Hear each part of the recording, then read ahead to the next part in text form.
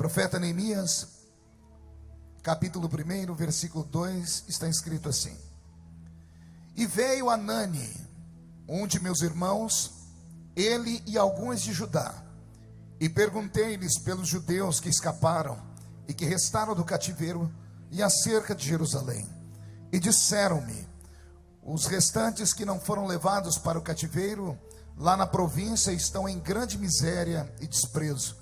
E o muro de Jerusalém foi fendido, e as suas portas foram queimadas a fogo.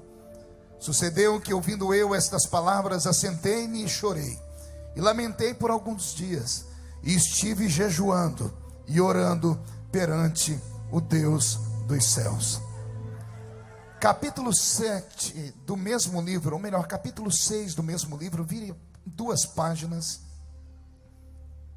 Capítulo 6, versículo 15 do livro de Neemias. Acabou-se, pois, o muro aos 25 de Elu, em 52 dias. Vou ler de novo. E acabou-se, pois, o muro aos 25 de Elu, em 52 dias.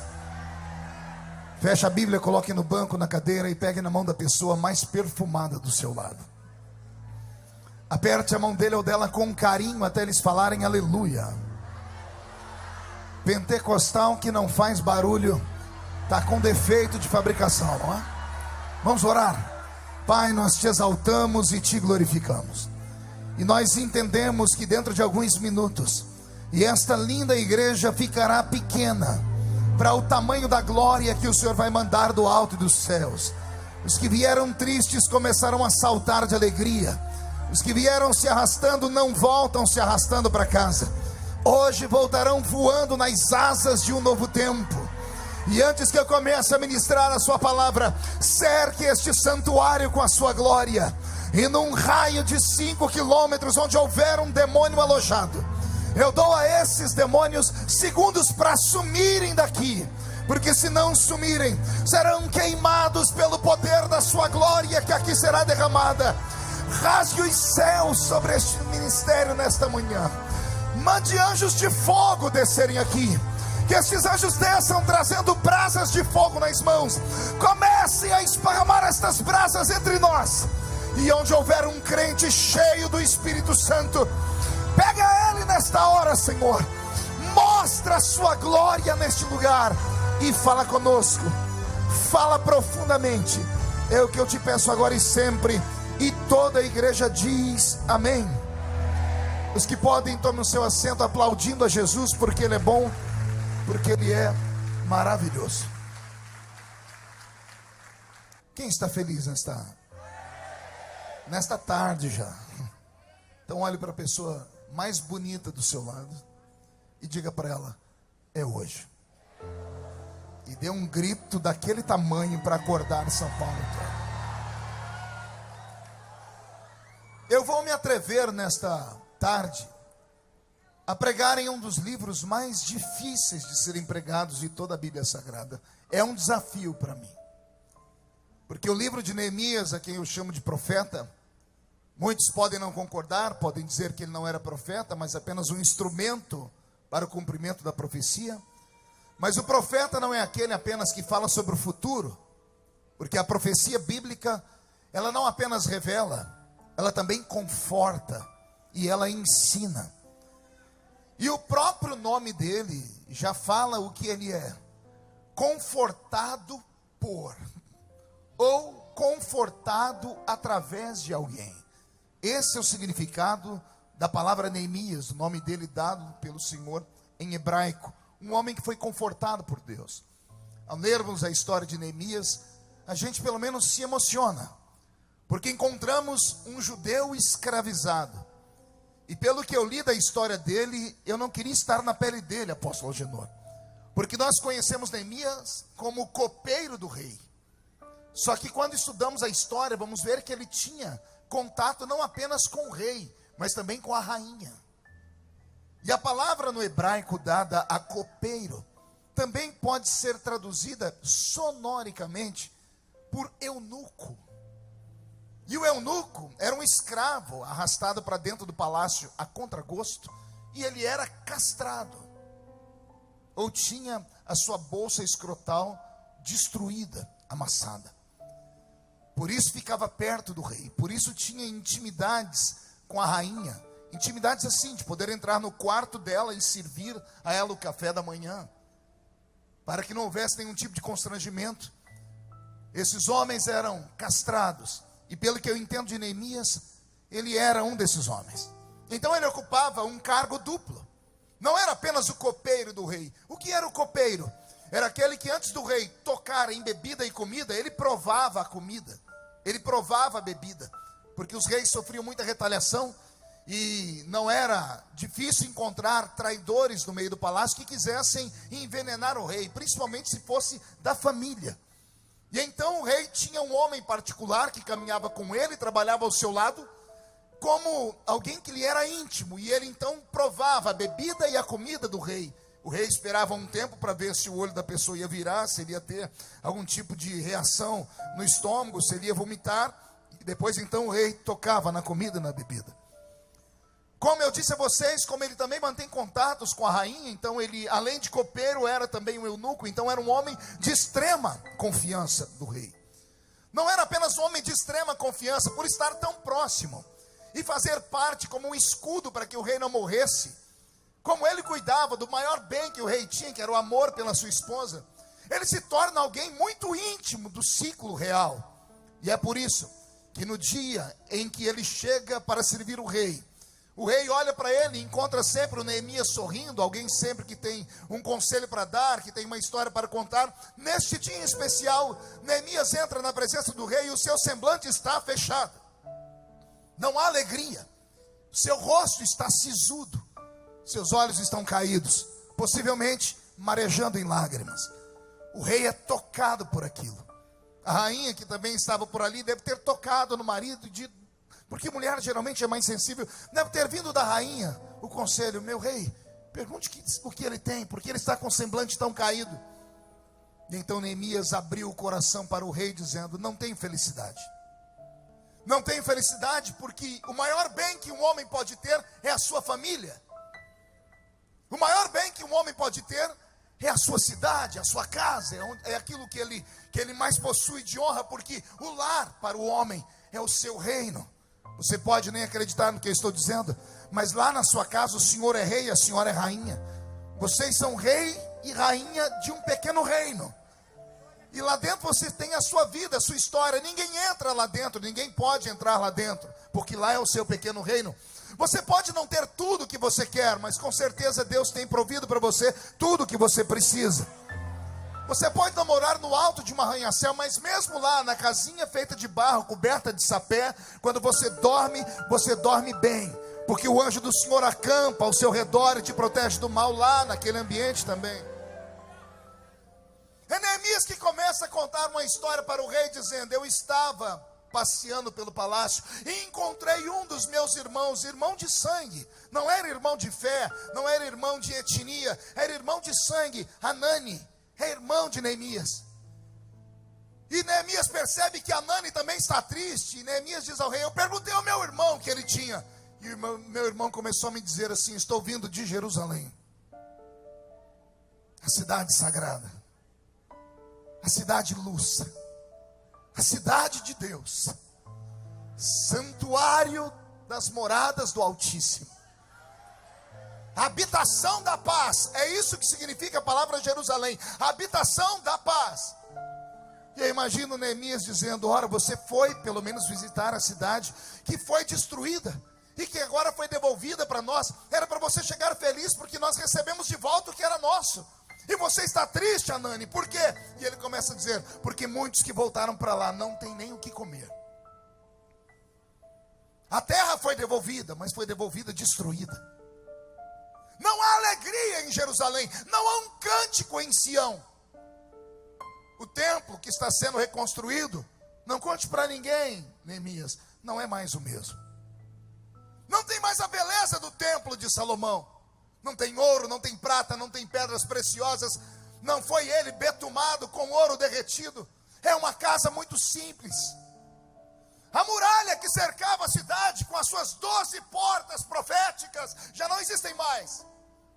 No ano 607 a.C., Babilônia entrou dentro de Jerusalém.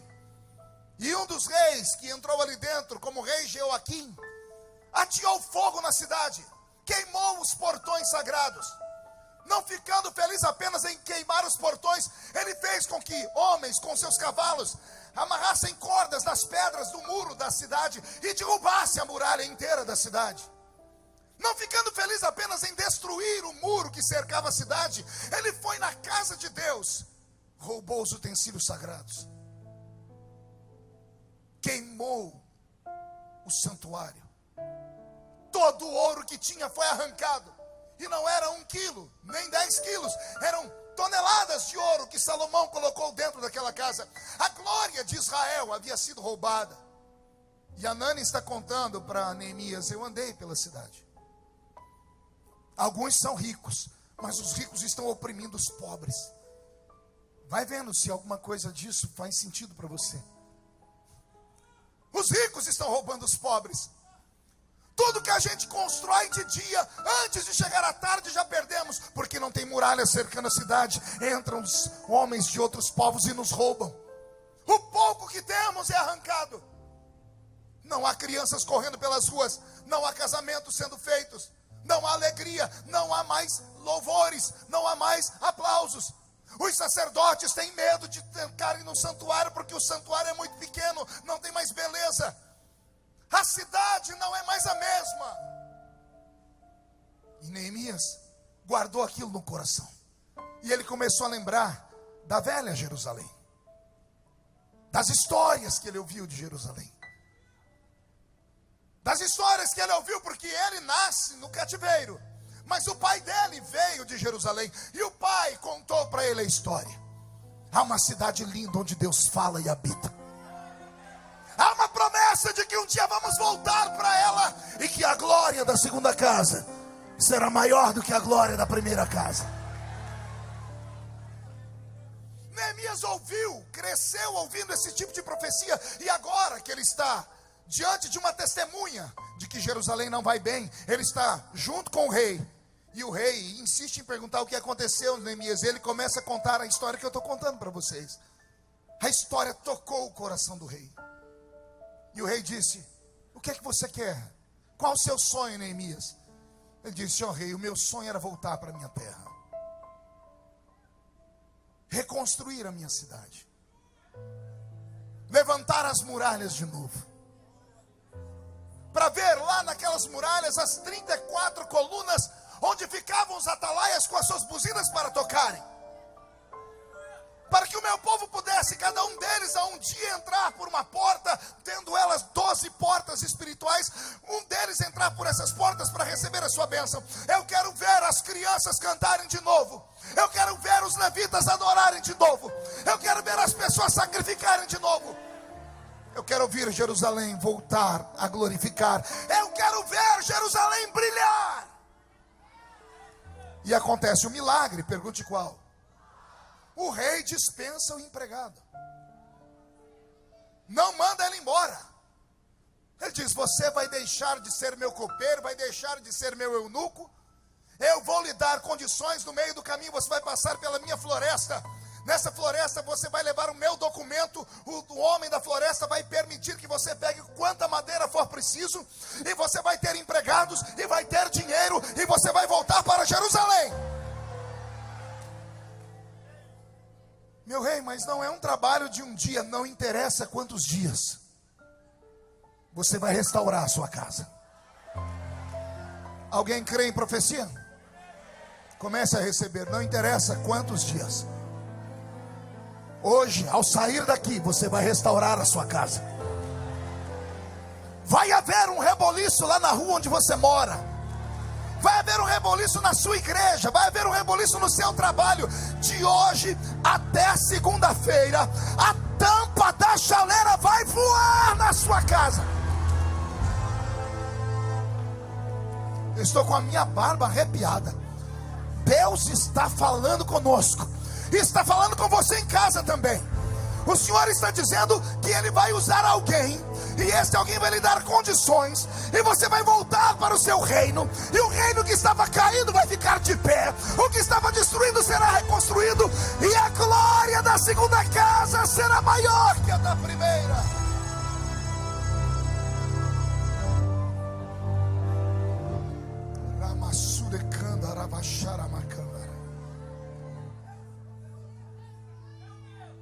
Neemias não conhecia Jerusalém,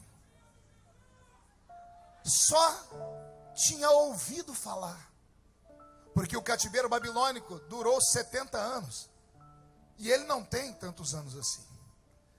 Neemias, esse moço aqui, ele é contemporâneo de Mardoqueu e a rainha Esther. Ele conheceu a história deles, porque o próximo rei que vem depois do rei Assuero, que é o rei que honra Mardoqueu e a rainha Esther, que você conhece, é o rei Artaxerxes, que é o rei que agora Neemias é o copeiro dele. Neemias ouviu as histórias de Jerusalém, mas não conhecia Jerusalém. Quando ele coloca os pés na cidade, a coisa piora. Pergunte por quê. Quando a gente fala, vamos levantar a muralha, a gente pensa logo no muro da nossa casa, né? Qual é o tamanho do muro da sua casa? 10, 12, 15 metros? 20, se for muito rico é uns 30, 40. A muralha de Jerusalém tinha mais de 4.000 metros. Era 1 quilômetro quadrado. No ano 1535, se não me falha a memória, na época do Império Otomano, quando os otomanos dominaram Jerusalém, eles levantaram a muralha ao redor da cidade. Ao levantar a muralha ao redor da cidade, eles mapearam, foi 4.018 metros para levantar. Uma muralha que não era um murinho fino como a sua não, ela tinha, eu anotei aqui, 12 metros de altura e 8,5 metros de largura. Dava para 2 carros andarem ao redor, em cima da muralha. O Império Otomano, eu estou falando de um reino inteiro, de gente rica, importante, de califas que tinham dinheiro, levaram 3 anos para construir o muro. Aí Deus põe um copeiro, que quando olha o tamanho da cidade, não fugiu. Quando viu que ia ser gasto, não amorteceu, não deu ousadia ao diabo, não olhou o tamanho da obra, ele olhou a obra pronta, ele enxergou a obra plena. Ajuntou meia dúzia de gente maluca e disse, vamos reconstruir a muralha. Alguém olhou e disse, vai 10 anos, vai uma vida inteira. E não é que ele conseguiu levantar a muralha em 52 dias. 52 dias. O ano tem 52 semanas. Olha que interessante. O que seria para ser uma obra em um ano, e eu falei para vocês que os otomanos levaram 3 anos, ele fez em 52 dias. Só que não foi uma obra onde ele começa a levantar e não teve obstáculos nem problemas. Sempre aparece a desgraça de um Sambalate, de um Tobias, de um Gesem. Sempre aparece aqueles que têm a língua maior do que a gravata do seu pastor, para olhar e dizer assim, esquece, não vai dar conta, isso aí não vai ficar pronto nunca, nunca vai acontecer. E se você não parar de dar ouvido a derrotados, você vai ser derrotado com eles. Enquanto você ouvir essas pessoas que nada fazem pelo reino, e quando vem alguém fazer, se mete na história, você não pode ser contaminado por eles. Sambalate, Tobias, Gesem foram para cima desse moço chamado Neemias e ameaçaram, porque eles não eram de Israel, eram intrusos. Ao serem intrusos, ameaçaram dizendo, vamos matar os seus mestres de obras que estiver aí fazendo muro, porque matar um pedreiro é muito fácil. Matar um servente de pedreiro é mais fácil ainda. Só que aqueles homens não estavam fazendo uma construção normal. Eles estavam realizando um desejo divino. uma promessa divina, estavam cumprindo uma profecia. E como estão a serviço do rei, olha o que o rei faz com eles. Neemias chama os pedreiros, diz assim: eu quero saber aqui quem tem habilidade com as mãos. Um diz: olha, eu sou pedreiro, eu uso a esquerda, eu uso a mão direita. E enquanto você está usando uma mão, o que você faz com a outra? Nada, é só para dar o equilíbrio. Eu pego a pá de pedreiro e estou aqui. Eu pego os meus equipamentos e estou chapiscando o muro, eu estou colocando aqui. A outra mão, Neemias, fica sem muito sentido. Pois então você vai aprender a usar essa mão. Para quê? Eu vou colocar uma arma na sua mão. Porque eu não quero só pedreiros, eu quero pedreiros e obreiros. Pegou aí? Pedreiros e obreiros. Tem muita igreja que acha que o obreiro é só pedreiro. Eu venho da Assembleia de Deus, e a Assembleia de Deus tem muito disso. Que, inclusive, quando fazia as reuniões de obreiros, o melhor obreiro aplaudido era aquele que mais construía templos. Aí a gente até brincava, aquele ali foi consagrado a pedreiro, não é obreiro. Mas Neemias não, ele pegou pedreiro e transformou em obreiro.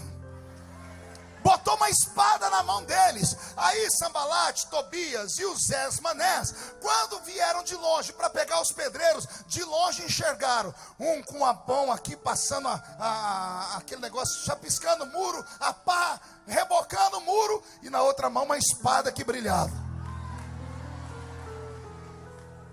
Os homens começaram a dizer: calma aí, ali já não é mais obreiro, tem pedreiro ali também, tem pedreiro e obreiro, virou uma coisa só, não são homens normais. O que é que eu estou dizendo com esta palavra? A reconstrução da sua vida, a reconstrução do seu casamento, a reconstrução do seu ministério, a reconstrução da sua empresa, a reconstrução do seu sonho, não será por vias normais, não será por vias naturais. Deus vai te levantar com uma unção dobrada. Deus vai te dar uma unção dobrada. É uma unção para reconstruir e proteger. Porque a glória da segunda casa, repito, será maior do que a glória da primeira.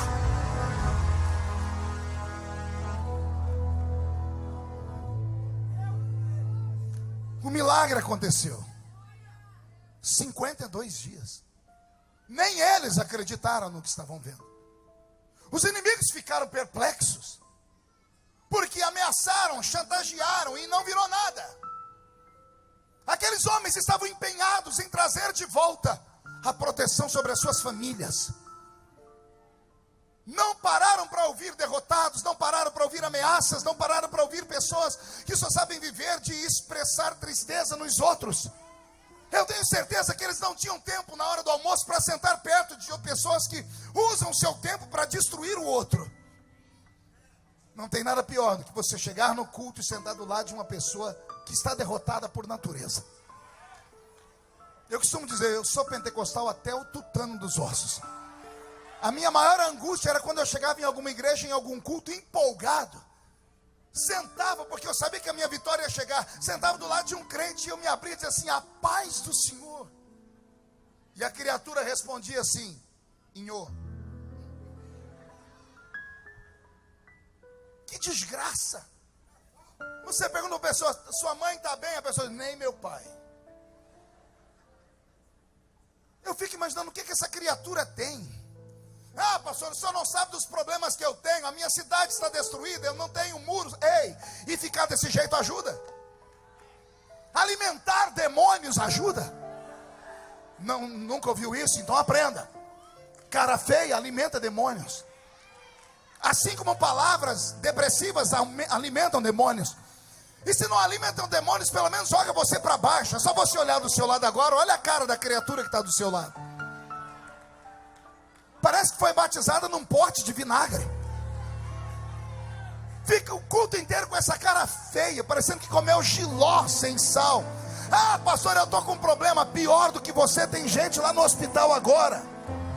Pior do que você, tem gente no meio da rua que não tem onde cair vivo, ficam de lá morto. Você ainda tem onde se apegar. Você ainda tem fé.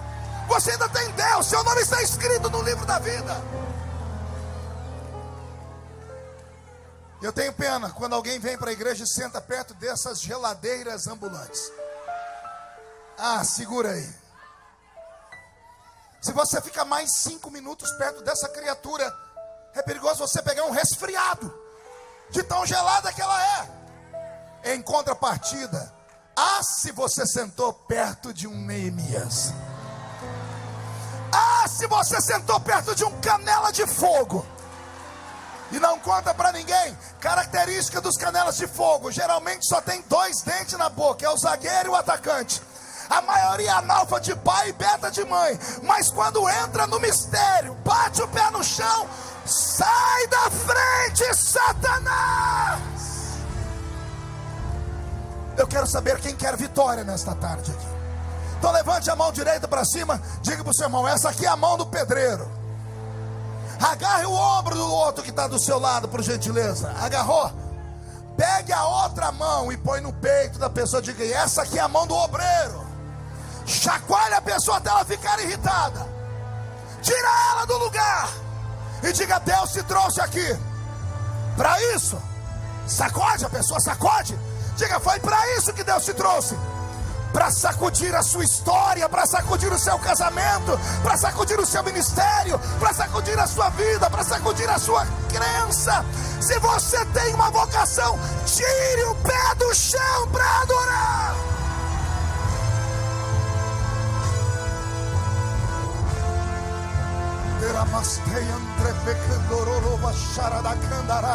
Recebe, Brasil, recebe a unção da reconstrução. Se levantarem 11.000 demônios contra ti nesta tarde, 1.000 cai de um lado, 10.000 cai do outro lado, e você não pode ser atingido. Nenhuma arma forjada contra ti prosperará. A minha Bíblia diz que o justo cai, mas Deus de todas elas o coloca de pé. Esta é a tarde da reconstrução. Recebe essa inspiração e dê um grito para acordar o Brasil inteiro. Senta aí, Neemias. Esta palavra não é para gente normal. Pergunte por que não. Porque os normais só conseguem acreditar naquilo que faz sentido. Normais só acreditam naquilo que é lógico, naquilo que pode ser reproduzido em um laboratório através da química, da física e da matemática. Normais são aqueles que só acreditam em profecias ou promessas que são simples. Isso aqui não é para gente simples. Isso aqui é para gente doida.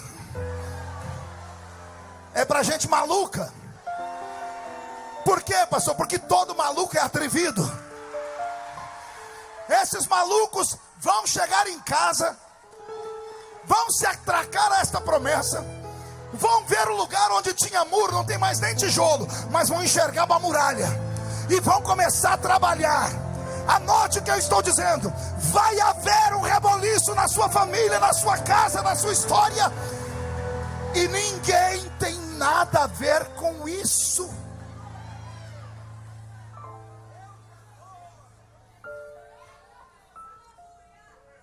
A reconstrução é um presente de Deus.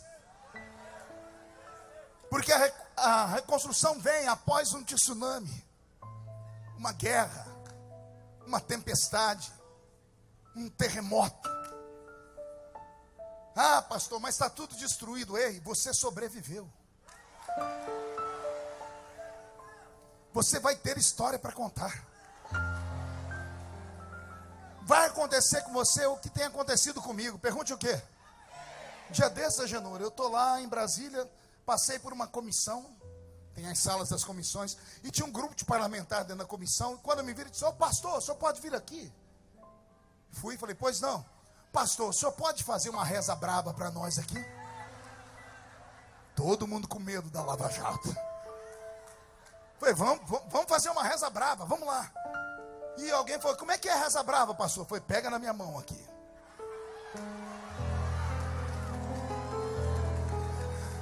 E eu entrei naquele lugar que você conhece. Passei pelo átrio, lugar santo. Quando eu cheguei no Santo dos Santos, bati o pé no chão e dei um grito. Quando terminei, eu olhei, tinha uns assim. E tinha outros assim. Quando eu estava, falei, tá bom, senhores, posso ir? Um desses falou, senhor pastor, o senhor tem o corpo fechado, né? Eu falei, é claro que eu tenho. Ô pastor, ensina nós a ter o corpo fechado. Eu falei, ensino. Como é que a gente faz? Encontra uma igreja. Ah, pastor, mas eu já vou numa. Eu falei, não, eu estou falando igreja de verdade. Naquelas que ninguém entra por causa do barulho. Naquelas que as pessoas é tudo louca, que você passa, parece que tem uns lá que recebe o espírito do Bruce Lee. E aí eu vou, por quê, pastor? Eu falei, porque no meio desse povo, se eu conheço o meu Deus, Ele vai tomar um deles e vai falar com você o que você tem que fazer, porque Deus ainda tem os seus profetas.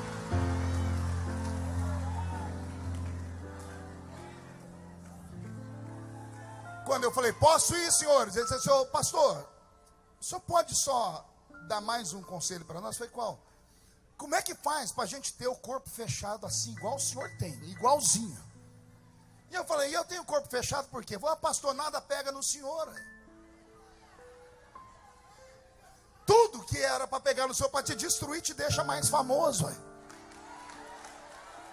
A gente fala, agora morreu. Esses dias atrás botaram um apelido em mim, me chamam de Highlander. Eu nem sabia o que era isso, fui ver, imortal. Já viu no avião esses dias? Tudo que é para fazer para me destruir, só me faz melhorar. Aí fala, pastor, como é que faz? Por que o senhor tem o corpo fechado desse jeito? Eu disse, eu tenho o corpo fechado desse jeito por causa de uma coisa só.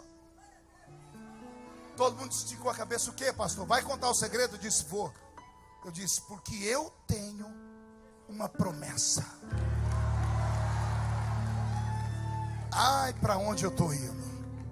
Eu vou repetir. Eu disse a eles, isso acontece comigo porque eu tenho uma promessa.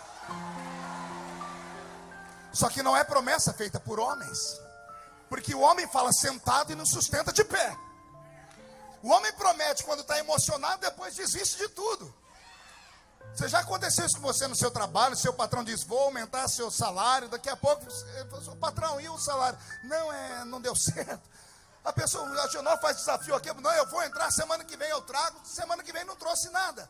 A pessoa fala na emoção e não cumpre.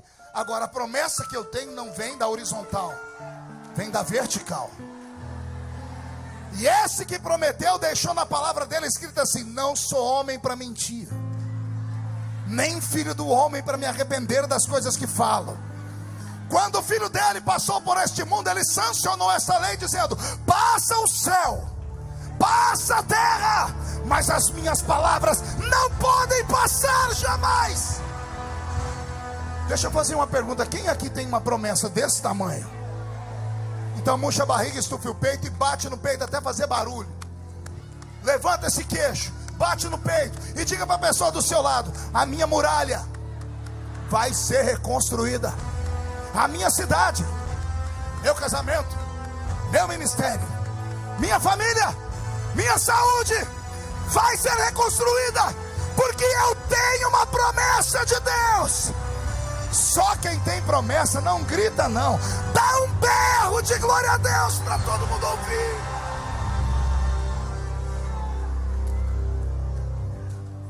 Você está debaixo de uma promessa. Deus fez uma promessa, Israel, eu te levo cativo, mas não te abandono, eu te trago de volta. O cativeiro pode ser destruição para qualquer um, menos para quem serve a Deus. Até quando você vai deixar de entender Deus? Você acha mesmo que o diabo, esse infeliz, pode tocar na sua vida a qualquer hora, a qualquer momento? Tudo que acontece na vida do crente, eu disse tudo, não é um pedaço, tudo que acontece na vida do crente, quer seja coisas boas ou ruins, ou Deus mandou, ou Deus permitiu. Pastor, Deus é sádico? É claro que não. Então por que Ele deixou passar por esse funil? Porque Ele quer te melhorar. Quem já leu Jó deve ter filosofado, porque Deus deixou o diabo tocar em Jó. Simples. Deus olhou Jó, elogiou Jó e disse: ele é tão bom, tão abençoado, que o que ele tem é pouco. E eu não posso dar a ele, a não ser que eu quebre leis. E eu não vou quebrar leis. Eu só posso dar a ele em dobro se alguém roubar dele. Então eu deixo o diabo roubar, e depois faço o próprio diabo vir para devolver em dobro. Você não entendeu? Eu vou falar de novo. Esse que agora te atormenta, que pensa que é seu inimigo, ele é seu amigo. Só que ele não sabe disso ainda. Não entendeu? Vou falar de novo. O seu inimigo, ele é seu amigo. Só que ele não sabe disso. Diga assim para mim: prova, pastor. Meu Deus, já preguei nesse púlpito aqui. Eu acho que eu sou o único pregador que defendo Penina. Alguém lembra de Penina na Bíblia? A opositora de Ana? Todo mundo espanca Penina. Eu sou o único que defendi Penina até hoje. Pergunte por quê? Se Penina não atormenta Ana, Ana não chora.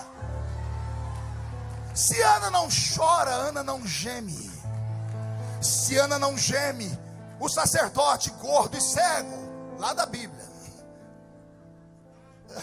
o povo é triste, o povo é maldoso aqui, Genô. O sacerdote ali não vai lá com a coxa de frango, com a barba cheia de gordura, ver Ana chorar no altar.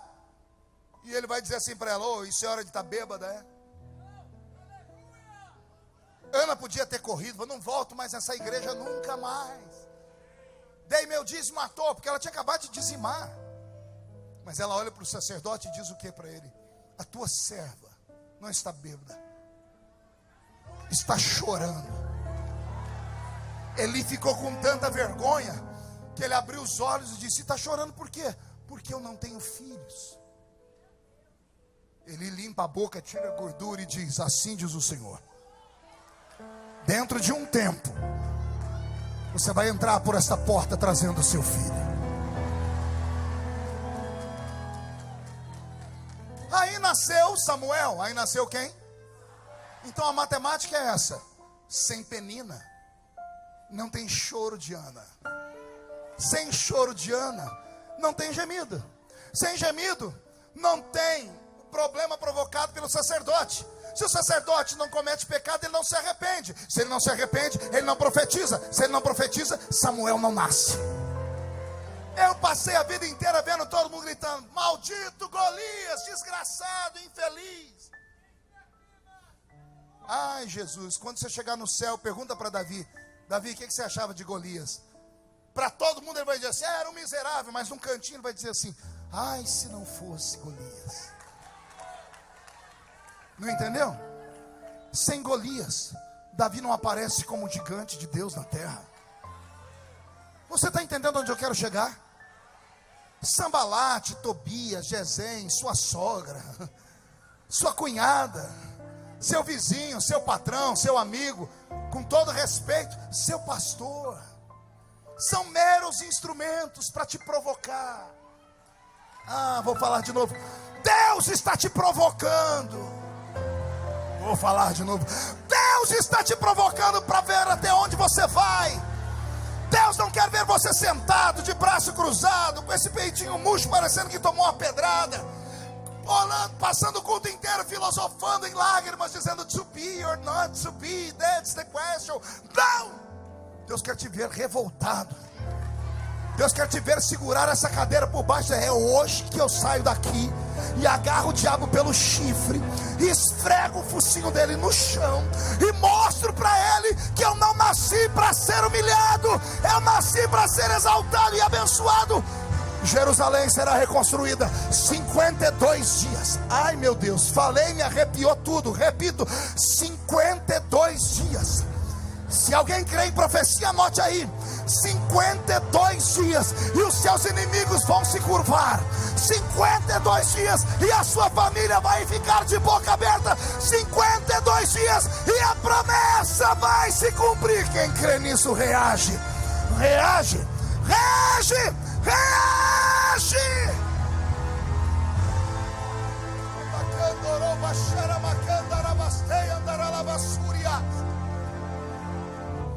Sente aí, eu já estou terminando. O que me deixa extremamente feliz nesse texto é que foi um avivamento provocado pela família. Isso eu não tinha preparado, desceu agora. Esse avivamento é provocado pela família. Pergunte por quê? Neemias no palácio encontra o irmão dele. Família. Deixa eu te dar uma palavra. Lute pela sua família. Defenda a sua família. Família é o único órgão ou organismo que aguenta ir com você onde ninguém vai. Jesus está pendurado na cruz. Ele olha para o céu. Deus fechou a janela. Tem dias que até o céu fecha a janela para nós. Ele olhou para frente, o povo que ele multiplicou os pães, curou, estava todo mundo ali, não teve um para gritar, tira ele da cruz. Ele teve que interceder por eles, dizendo, perdoa eles, porque eles não sabem o que fazem. Quando ele estava vencido, porque lá de cima não veio ajuda, e da frente também não, ele abaixou a cabeça. Quando ele abaixou a cabeça, ele viu lá no pé da cruz, a mãe dele.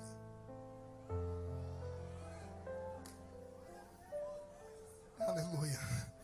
A mãe agarrou o pé da cruz, o sangue está caindo sobre ela.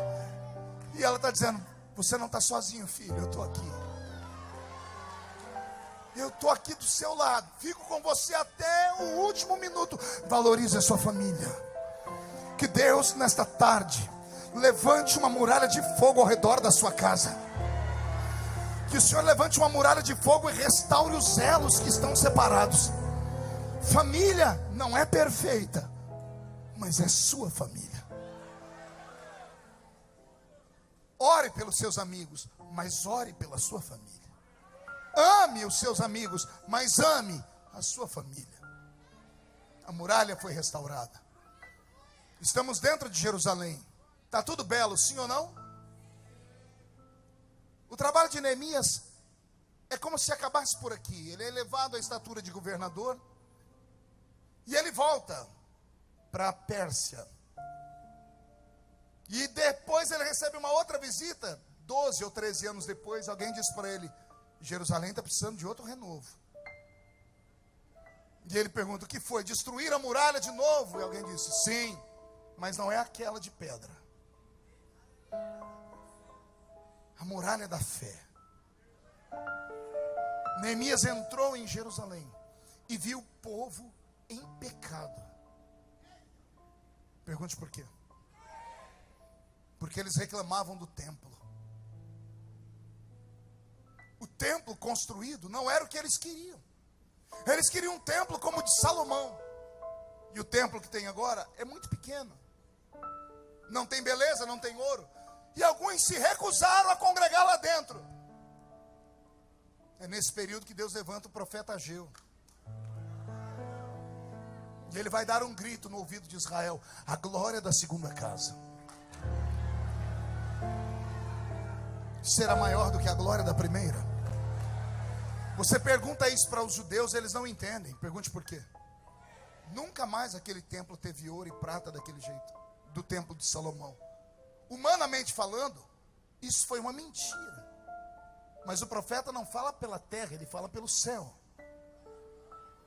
O templo de Salomão não teve a metade da glória que teve o templo de Zorobabel. E Zorobabel é um dos apelidos de Neemias, por isso é chamado templo de Zorobabel, porque Neemias auxiliou também na reconstrução de tudo isso. Pastor, então, por que a glória desse templo foi maior do que a glória do primeiro? Porque esse segundo templo recebeu Jesus. Quando Jesus passou pela terra, era lá nesse templo que ele pregava. Um dia ele pregou tanto e as pessoas ficaram tão felizes que ele olhou para cima e disse: destrua esse templo, e em 3 dias eu reconstruo ele. Tentaram matar ele por causa disso, mas ele não estava falando daquele templo, ele estava falando: tem um templo maior do que esse. Eu sou esse templo. A glória da segunda casa é maior do que a glória da primeira. E aqui eu quero fazer Uma rápida colocação, vou pedir ao Robson que mude a música. Porque nós não podemos ser hipócritas. Todos nós entramos na igreja, ouvimos o pastor falar que vamos conquistar, vamos reconstruir, vamos vencer, vamos conseguir. Alguns até conseguem, mas nem todos.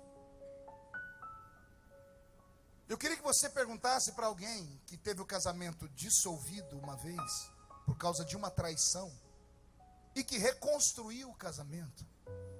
Queria que você perguntasse para ele se a glória da segunda casa é maior que a da primeira.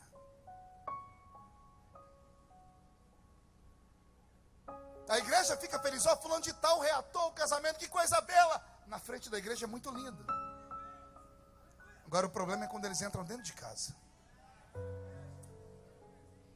O problema é quando entram dentro do quarto.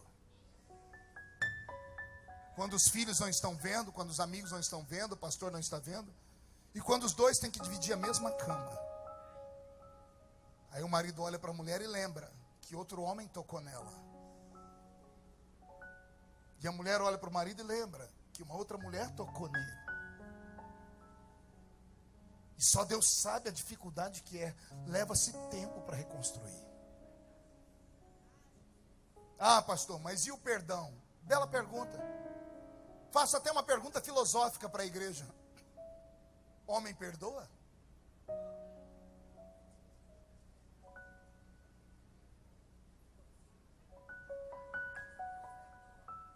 Se perdão é esquecimento, homem não perdoa. O que é o perdão para o homem? É uma escolha. Eu escolho caminhar junto. Eu escolho conviver junto. Eu escolho manter o sagrado matrimônio. Mas não espere que vai ser fácil. É uma luta diária. É todos os dias ter que pegar a argamassa e passar no muro de novo. Porque o muro está em pé, de vez em quando ele trinca. E se você não for lá e colocar uma massinha nele, daqui a pouco ele se arrebenta de novo. Então a reconstrução depende mais de você do que de Deus. Deus faz a parte dele. Qual é? Usa um profeta para te empolgar, dizendo: eu estou te vendo, você não está sozinho. Só que quando você entra dentro da sua Jerusalém, é você quem tem que fazer o templo ser glorioso. O Senhor te trouxe hoje aqui para te dizer: vai em frente, vai dar certo. O vaso só pode ser quebrado na mão do oleiro. Quantas vezes na igreja eu estou lá no culto e a gente começa: desemboca o vaso, Jesus, enche de azeite, enche de azeite. Aí tem uma hora que a gente grita: quebra o vaso, Jesus. Segura aí. Eu quero ser, Senhor amado, como um vaso nas mãos. E agora? Segura, segura, segura. Quebra a minha vida.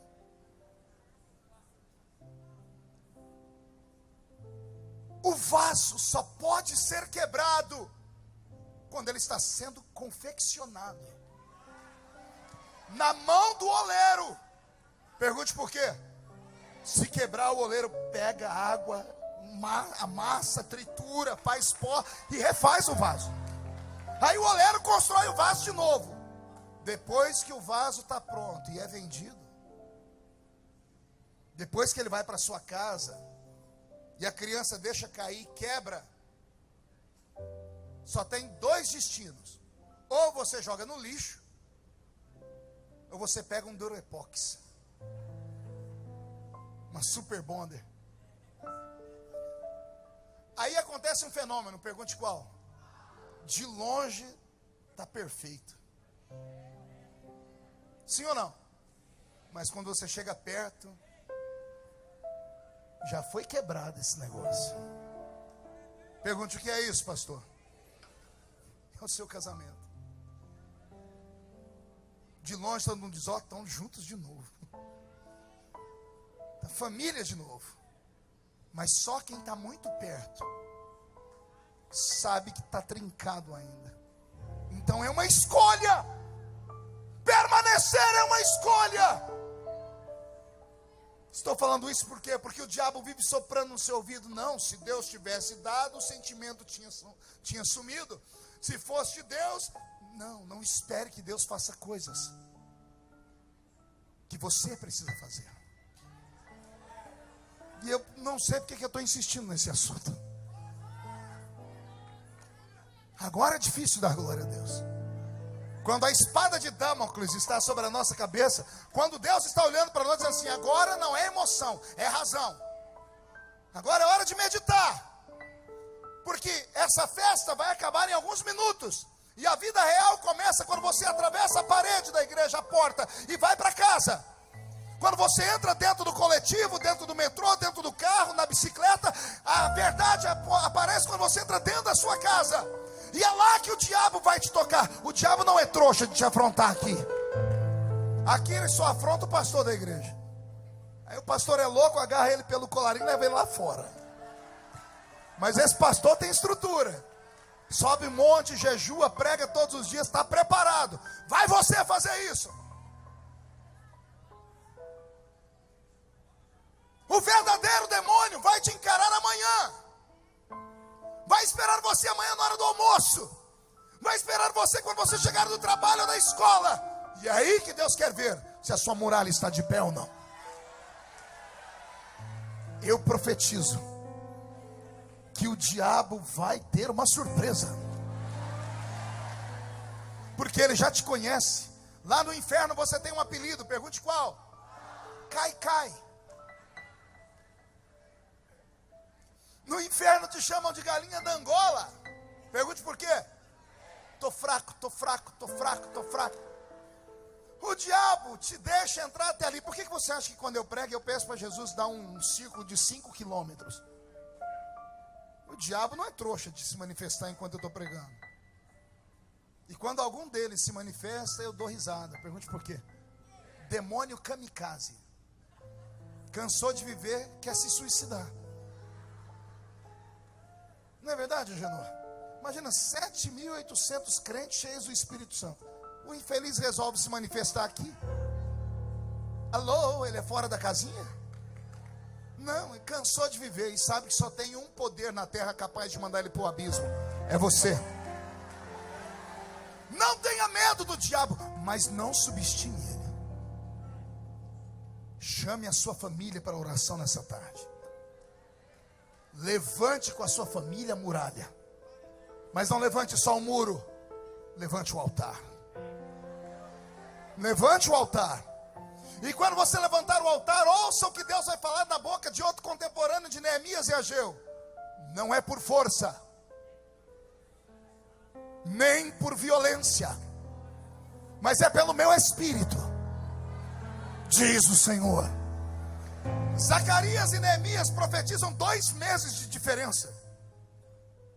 Os dois preparam o caminho para Malaquias chegar. E todos esses são contemporâneos de Neemias, que se levantou para restaurar. Ou seja, não é uma construção de um homem só. É uma construção de várias pessoas, de vários momentos, de várias orações. Se o seu milagre não chegou agora, por gentileza, não saia por aquela porta murmurando, gritando, xingando. Não. O milagre pode acontecer no meio do caminho. Pode acontecer esta noite, amanhã. De uma coisa eu sei, vai acontecer. Por quê? Porque o Senhor Deus te inspirou. Eu não vejo homens e mulheres nesta tarde aqui. Eu vejo brasas de fogo tiradas do altar. Eu vejo guerreiros. Eu vejo pedreiros e obreiros que carregam numa mão a pá de pedreiro e na outra mão uma espada. Estamos em guerra, São Paulo. Estamos em guerra pela família. Estamos em guerra pela nossa fé. E eu profetizo que o diabo já perdeu essa. Quem crê nisso? Fique de pé, por gentileza.